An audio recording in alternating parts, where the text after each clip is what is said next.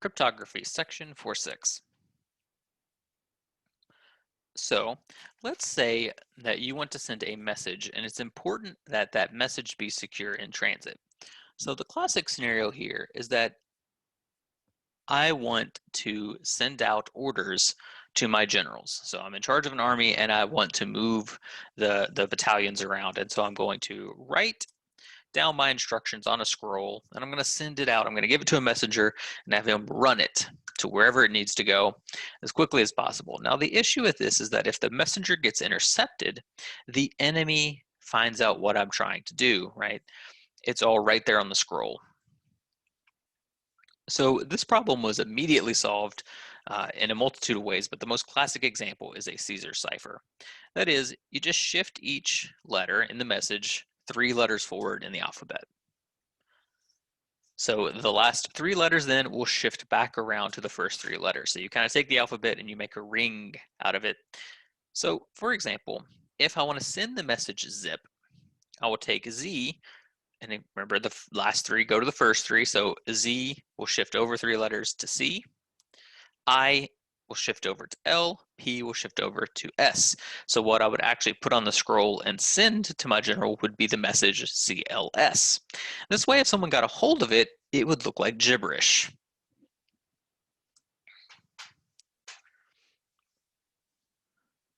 What the key to doing this mechanically is that we're going to consider, for the cases of this presentation, we're going to keep all of our calculations in Z26. That is the first 25 digits the first 25 integers starting at 0. And this is because we're going to correspond each one of those to a letter. Now, obviously, this can be expanded, right? If we want lowercase and uppercase and other types of symbols, we're going, right? If we want to expand this out to ASCII code, we're going to have to look at more. But for the purposes of showing you how these things work, we're going to stick simple here. We're going to stick to only the uppercase letters. Now, the Caesar cipher then has an encryption function, f of p equals p plus 3 mod 26. This will take our clear text numbers and convert them into an encrypted code. So if we want to go back, what does it look like when we encrypt ZIP or zip? Z corresponds to the number 25, I corresponds to the number 8, P corresponds to the number 15. So I take each one of those corresponding integers and plug them into my encryption function. So f of 25 is 25 plus 3 mod 26. That's 28 mod of 26. What's the remainder when you take 28 and divide it by 26? 26 goes in there once, remainder 2. So we get a 2. Do the same thing for the other 2. And we end up with 2, 11, 18 as our code words, which correspond to the letters CLS as before.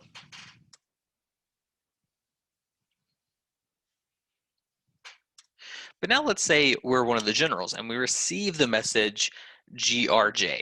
Well, now it's our job to figure out what that means. We're going to have to decrypt it. And in this case, the decryption function is really straightforward. It's the inverse of our encryption function. And so if we were shifting forward 3 letters, we just need to shift back 3 letters. So GRJ corresponds to 7, 18, 10. So I take each one of those code words, put them into the function. So 7 will map to 4, 18 will map to 15, and 10 will map to 7. So I have a clear text message, dog.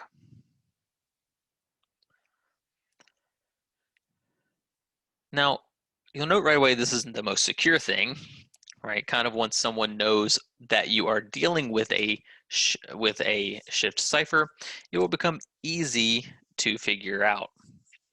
So we can expand on this idea a little bit to make it more secure.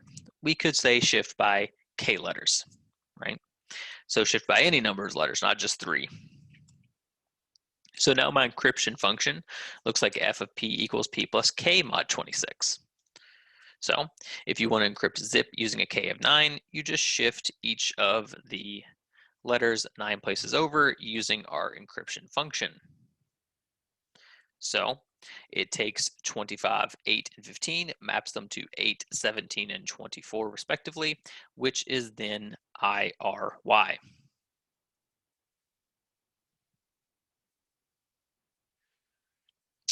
Decrypting it is similar, right? Instead of subtracting 3 and then modding 20 by 26, we're going to subtract by K and then mod 26. So if we receive the message KJLT, which corresponds to 10, 9, 11, and 19, we will just decrypt each one of them by subtracting 9, then modding by 26 to receive the message 10210, which is back. Now, even this, though, doesn't really do too much for us, right? It's not the most secure because a really determined enemy could just try all the different Ks, right? And there's not that many Ks to try. It wouldn't take that long. So let's see if we can do a little bit better here. Let's try an affine cipher. So this is going to require 2 integers. In particular, we want the GCD of A and 26 to be 1. So then we let the encryption function be A times P, P being the clear text integer, right? In this case, the letter we want to encode, plus B mod 26. So let's try to encrypt zip again, only we're going to do it with an affine cipher. A is 5, B is 9.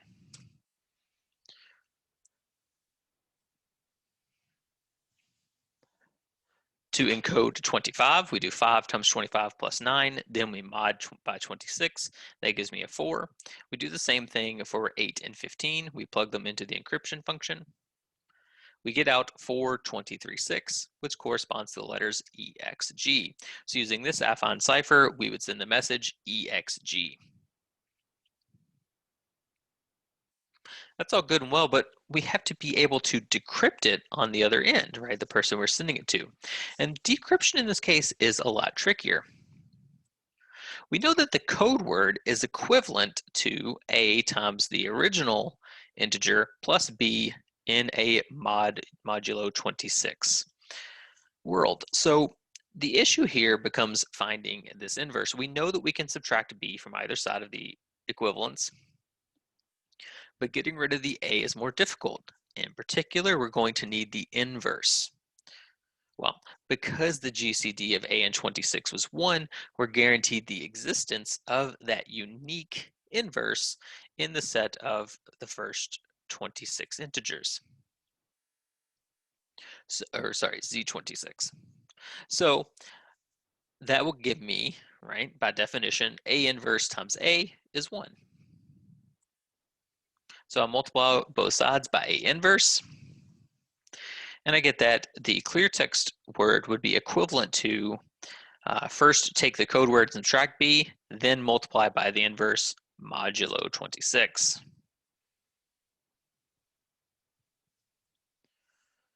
So the decryption function, that is the inverse of the encryption function, is F inverse of C is equal to A inverse C minus B mod 26.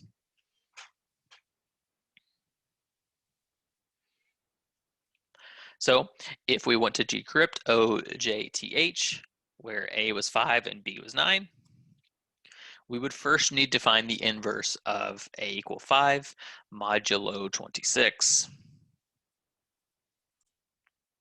Luckily, we have just the tool for this now. The Euclidean algorithm gives me a quick way to find that inverse. In this case, the inverse of 5 modulo 26 is 21. Next, I convert my letters OJTH into Z26. So that corresponds to 14, 9, 19, 7. Next, put it through the decryption function. And this will give out 10210, which corresponds to BACK. So OJTH decrypts to the word back.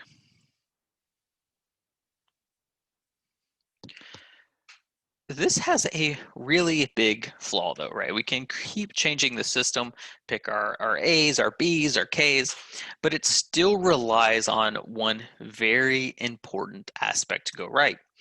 And that is that these are all what's called private key systems.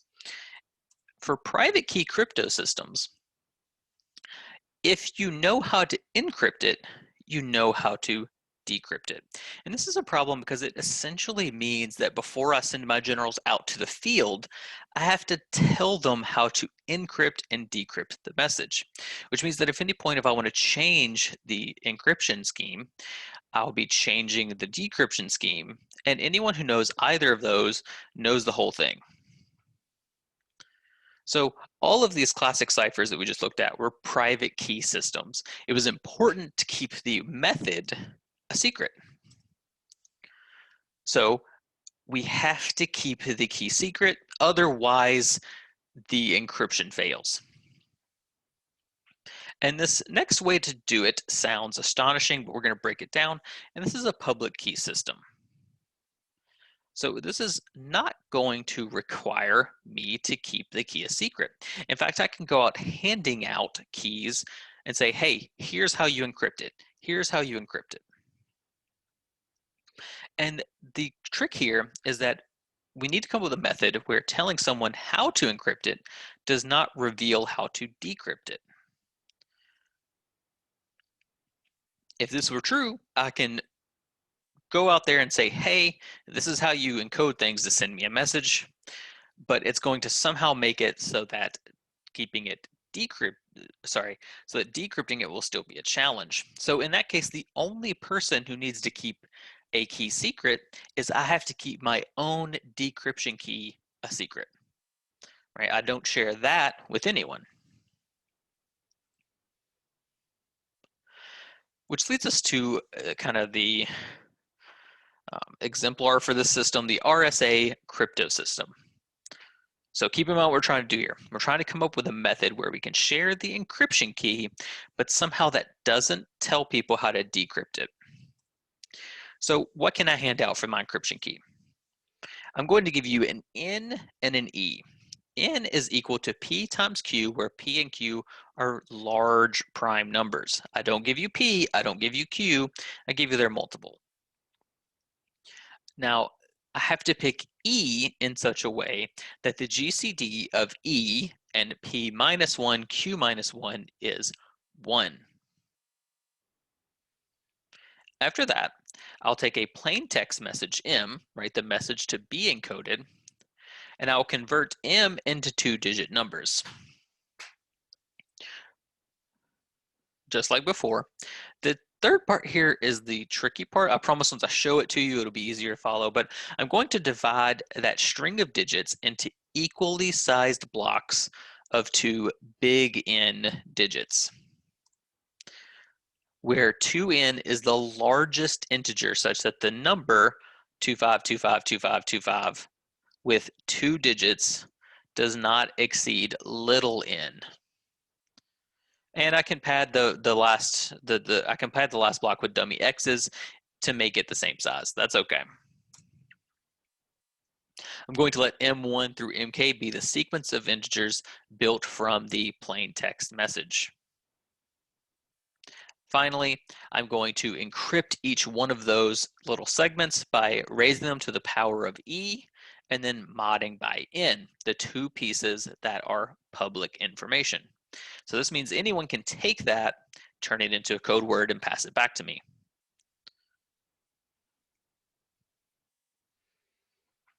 So let's say we want to encrypt the word math. And we're going to do it with a P of 17, a Q of 19, and an E of 7.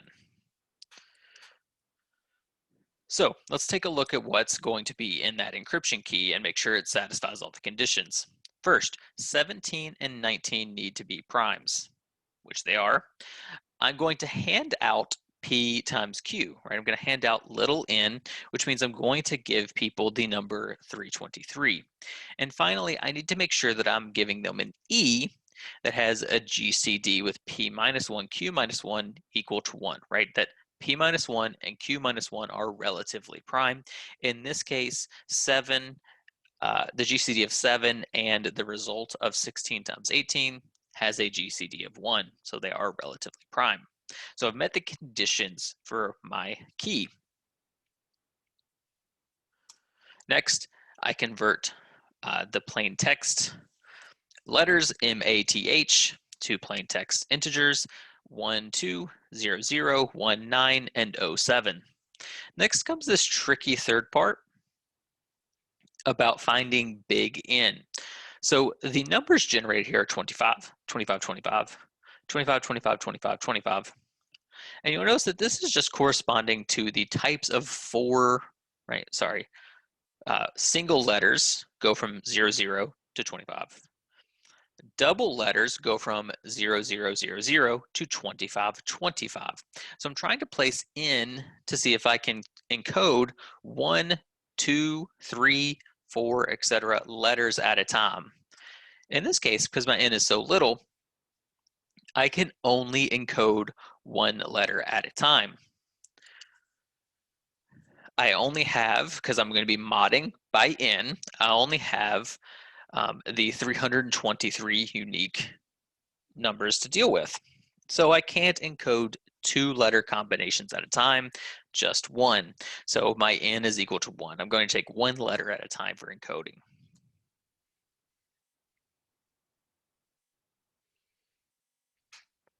This means that my M sub 1 is the first letter M, so it's the first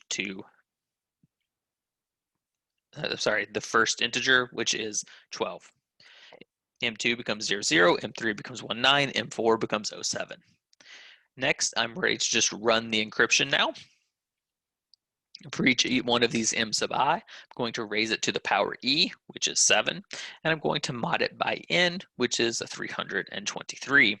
So for the first one here, for the first code word, I take the first plain text block, M1, I raise it to the power 7, and mod by N. So 12 to the 7 mod 323 is 126.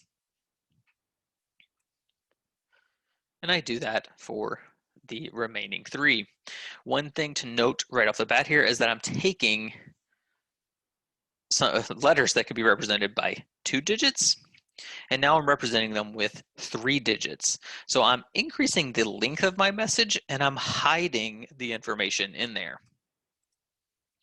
So math now becomes the string 126.000.247.216. So that is math encrypted. Let's see another example of this. What if I want to encrypt it using a P of 41, a Q of 67, and an E of 13? Let's do our encryption key check again. We can see that we've got primes. We are going to pass along N of 2,747 and the GCD of E, and the result of P minus 1 times Q minus 1 is in fact 1. So P minus 1, Q minus 1, relatively prime. Math, as always, corresponds to 12/00/1907. But here, because my N is 2,747, I can actually capture 2 letters at a time.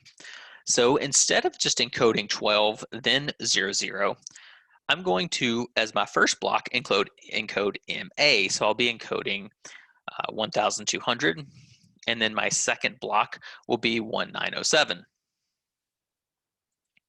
Run these through the encryption, right? Take that 1200, raise it to the 13th power, mod by 2,747 for a result of 1,770. The second code word that comes out is just 87, but remember we're dealing with 4-digit long integers. So when we go to write this down, it will go to 1770. 87 is the same as 0087. Now that's the encryption part of it, and that's not too bad, but the other part of this promised public encryption, public key encryption system was, well, I got to be able to decode it. And remember that we know what P and Q are. So what we need is D. This is going to be the inverse of E modulo P minus 1, Q minus 1. Now keep in mind that one of the restrictions was that we needed the GCD of E and P minus 1, Q minus 1 to be 1. This meant they were pairwise relatively prime, which means that this inverse exists. So when I'm ready to decrypt 126.000.2474.216 using a P of 17 and a Q of 19 and an E of 7. So the first thing I want to pay attention to is what is P minus 1, Q minus 1. 16 times 18 is 288. So I go and I find the inverse of 7 modulo 288. In this case, that turns out to be 247.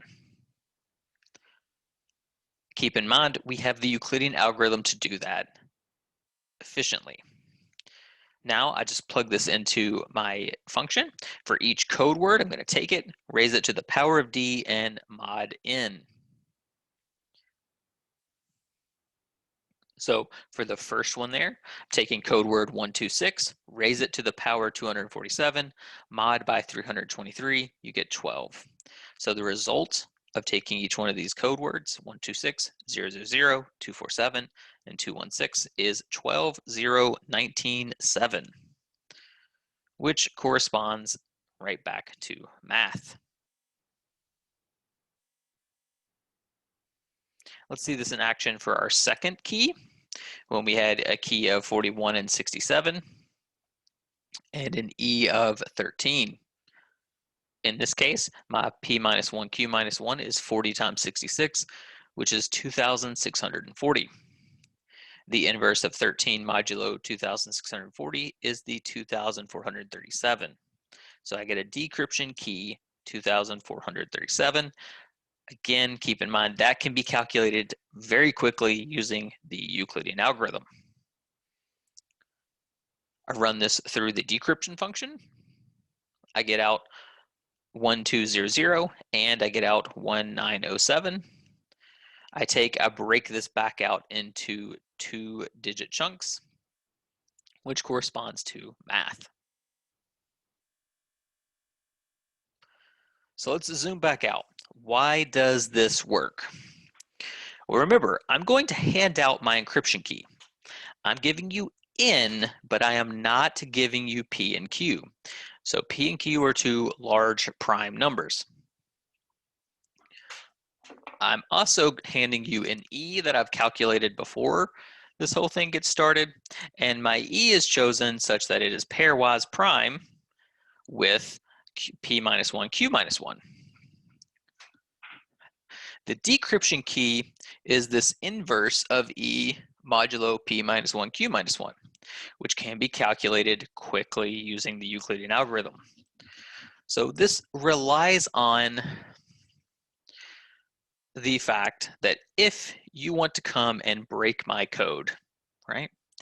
What have I not told you? I've not told you P and Q. So the code breaker, in fact, must factor the in. They need to know what P and Q are so that they can get that D where that is the inverse of E, right? They have E, they don't have D. And I didn't hand them P or Q. And this is an incredibly difficult problem. Remember that we didn't find any way to do division quickly. For modulo, we found a way to mod real fast. We found a way to find out what the remainder would be, but not how to actually factor it down. And we only had the sieve of Eratosthenes to figure out prime numbers. And there are more sophisticated methods for finding primes. There's more sophisticated methods for doing division, but factoring is incredibly difficult. And remember that P minus 1, Q minus 1, that's not prime, right? So even if they're staring at the P minus 1, Q minus 1, there's a lot of different ways to factor it. right? That's going to be a composite number with a lot of factors, right? The p minus 1 individually is composite, the q minus 1 individually is composite, right? You could see that before from some of the decryptions that we were doing for RSA, that those numbers were just, it was an even times an even, right? So breaking this, there is not an effective way, right? We saw that the Euclidean algorithm, I could do a lot of really complicated calculations by hand. That's how easy they were to solve. But actually factoring this in is incredibly difficult. And then on top of all this, we're not going to choose the P's and Q's we were doing in this presentation. We're going to choose P and Q as prime numbers with 200 or more digits a piece. So when you multiply them together, the resulting number is massive. And that means that factoring it is an incredibly time-consuming process. And that's what we need. So in this way, awkwardly enough, you can go around handing out your key, but only you can use it to figure out what people were actually trying to say to you. Obviously, this comes into play with the internet, right? If I send you a secure email, I'm not walking to your house in secret and giving you my affine cipher numbers, right? That messenger could be intercepted. So instead, I send you the encryption key. Anyone out there can have it, and that's okay, because when you send me an encoded message, only my computer that knows the decryption key can figure out what that message actually was.